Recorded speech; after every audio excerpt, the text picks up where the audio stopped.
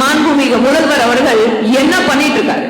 சும்மா நீங்க இருக்கீங்க அதனாலதான் நாங்க வந்து இருக்கோம். ஒரு திமுக சார்பா நான் எல்லாம் விவசாயிகளுக்கு நான் ஒரு நண்பராகவே இருக்கேன். அவங்களுக்காக எல்லா வேலையும் பார்த்துட்டு ஏங்க வருஷம் வருஷம் பொங்கல் வரும்போது ஆந்திர பிரதேசத்துல நீங்க கரும்பு கொண்டு வந்து இறக்குறீங்க. நம்ம விவசாயிகளுக்கு என்னங்க ஹெல்ப் பண்றீங்க? பொங்கல் வந்தா எலெக்ஷன் வருது, அதனால நீங்க அவங்களுக்கு பரிசு கொடுக்குறீங்க. ஆனா அதுக்கு முன்னாடி 5 வருடமாக நீங்க விவசாயிகளுக்கு என்ன செஞ்சு கொடுத்தீங்க? சும்மா வரும்போதெல்லாம் வாய்க்கு வந்தபடி விவசாயம் விவசாயிங்க சொல்லிட்டு இருக்கீங்க. ஆனா இன்னைக்கு நம்மளுடைய மதிப்புக்குரிய மரியாதைக்குரிய பிரதமர் நரேந்திர மோடி அவர்கள் உங்களுக்காக கொண்டு வந்த அத்தனை நல்ல திட்டங்களுக்கு தடையா இருக்கிறது திமுக ஆட்சி மட்டும்தான். இன்னைக்கு திமுக சார்பாக உங்களுக்கு ஒரு வேலை செஞ்சு கொடுக்குறாங்களா?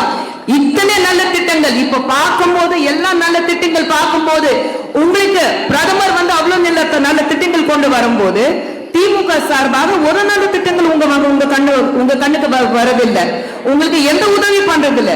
எல்லா திட்டங்கள் தெரியும், ஆனா பண்ணாததுக்கு காரணம் நீங்க முன்னேறினீங்கன்னா அவங்க பின்னடைந்துவாங்க.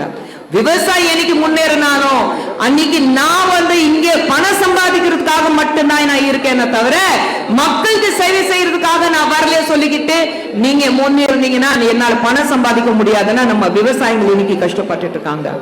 ஆனா நம்மளுடைய பிரதமர் அவர்கள் அத்தனையும் நல்ல திட்டங்கள் நீங்க என்ன இப்ப நான் அதை கேட்டுட்டு இருந்தேன். இவ்வளவு பார்க்கும் போது உங்களுக்கு கொலாட்ரல் கிரெடிட் எல்லாம் இருக்கு. நீங்க ஒரு விவசாயம் நீங்க ஒரு வேலையை ஆரம்பிக்கணும், ஒரு சின்ன இடம் இருக்கு, நீங்க எந்த தொழில் வேணாலும் நீங்க ஆரம்பிக்கலாம். அதை ஆரம்பிக்கிறதுக்கு உங்களுக்கு எல்லா வகையான கடன். நீங்க ஒரு இட்லி மாவு அரைக்கிறதுக்கு ஒரு மிஷின் வேணுமா, அதுக்கு நீங்க கடனை வாங்கலாம். ஏன் சோறு போடுறது சோறு ஆக்கி போடுறது ரொம்ப புனிதமான வேலை. அதுதான் நான் சொல்லிட்டு இருக்கேன். சோ நீங்க நான் ஒரு சின்ன வேலை பாக்குறது கிடையாது. எந்த வேலையும் நீங்க தலை நிமிர்ந்து செஞ்சா அந்த வேலை புனிதமான வேலை அப்படிதான் நான் பார்ப்பேன். அப்படி இருக்கும்போது எல்லா தாய்மார்களுக்கும் சொல்லக்கூடிய விஷயம் ஒண்ணுதான், நீங்க முன்னேறணும். நாரி சக்தி, நம்ம பிரதமர் அவர்கள் நாரி சக்தி பேசிட்டு இருக்காரு. நாரி சக்தி சொல்லும் போது நீங்க அந்த சக்தியா இருக்கீங்க. நம்ம நாட்டுடைய எதிர்காலம் நம்ம தாய்மார்கள் இருக்காங்க. நம்ம நாட்டுடைய ஒரு சக்தி சொல்லும் போது, ஒரு பெரிய ஸ்தம்பம் சொல்லும் போது நம்மளுடைய பசங்க வளர்ந்த நாளைக்கு நம்ம நாட்டு முன்னாடி கொண்டு போவாங்க. அவங்கதான் அவங்களுக்காக எல்லா வசதி பண்ணி கொடுத்திருக்கிறாங்க. என்னைக்கு நீங்க கண்ணீர் விடுறீங்களோ அன்னைக்கு இந்த நாட்டுடைய ஒவ்வொரு மக்கள் கண்ணீர் விடுவாங்க. என்னைக்கு நீங்க சந்தோஷமா இருக்கீங்களோ அன்னைக்கு இந்த நாள் சந்தோஷமா இருக்கும்.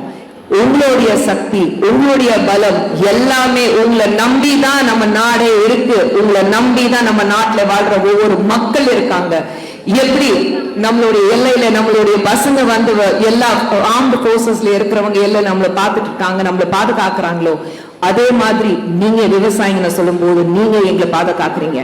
நீங்க எங்களுக்கு ஆக்கி கொடுக்கறதுனாலதான் நாங்க இன்னைக்கு நிக்கிறோம், எங்க பசங்க வளர்றாங்க.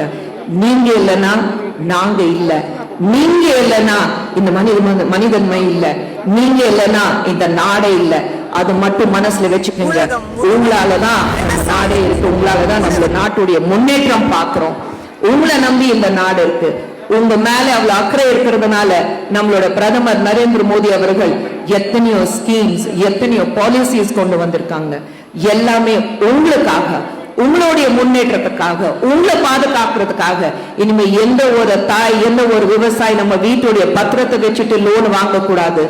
எந்த ஒரு வீட்டுல இருக்கிற ஒரு பெண் தன்னுடைய தாலி அனுமானம் வச்சுட்டு தன்னுடைய பசங்களுக்கு படிப்பை சொல்லி கொடுக்க கூடாது. உங்களுக்கு ஒர்க்கர்ஸ் மட்டும் இல்ல, நம்ம பசங்களை படிக்கிற பசங்களுக்கு படிப்புக்கு எவ்வளவு நல்ல திட்டங்கள் இருக்கு. விவசாயிகளுக்கு எக்ஸ்ட்ராவே இருக்கு. ஏன்னா நான் சொன்ன மாதிரி அதான் பிரதமர் சொல்றாரு, நீங்க இருக்கிறதுனாலதான் நாங்க இருக்கோம். பிரதமர் அவர்கள் சிவராஜ் சௌஹான் அவர்கள் இங்க இருக்கிறாரு. நீங்க என்ன நினைக்கிறீங்களோ உங்க மனசுல பட்டது கூச்சப்பட வேண்டாம். நீங்க கேட்கறது உங்களுடைய உரிமை. நீங்க வாக்களிக்கிறீங்க உங்களுடைய உரிமை. நீங்க டாக்ஸ் கட்டுறீங்க உங்களுடைய உரிமை. என்ன வேணும் அதை நீங்க கேட்கறது, குரல் கேட்கறது பழகிக்கணும். ஐயோ இவ்வளவுதான் இருக்கு, நான் இனிமே கேட்க மாட்டேன்னா வேண்டாம். அழுத குழந்தைக்குதான் பால் நம்ம எல்லாருக்கும் தெரியும். அழுத குழந்தையா மாறணும், தட்டி கேட்கணும். எங்க உங்களுக்கு நம்ம அரசாங்கம், இங்க தமிழ்நாட்டில் இருக்கிற அரசாங்கம் நான் இது பண்ணி தர மாட்டேன் இல்ல முடியாத சொன்னாக்கா நீங்க தட்டி கேட்கணும். அதுதான் உங்களுடைய உரிமை. உங்களுடைய உரிமைக்காக இன்னைக்கு நீங்க எந்திரிச்சு கேட்கலன்னா யாருமே உங்களுக்காக கேட்க மாட்டாங்க. நீங்க எல்லாரும் ஆனா 5 விரல் வேற வேற மாதிரி இருக்கும், ஆனா 5 விரல் ஒன்னா சேர்ந்தா இந்த பலம் வேற.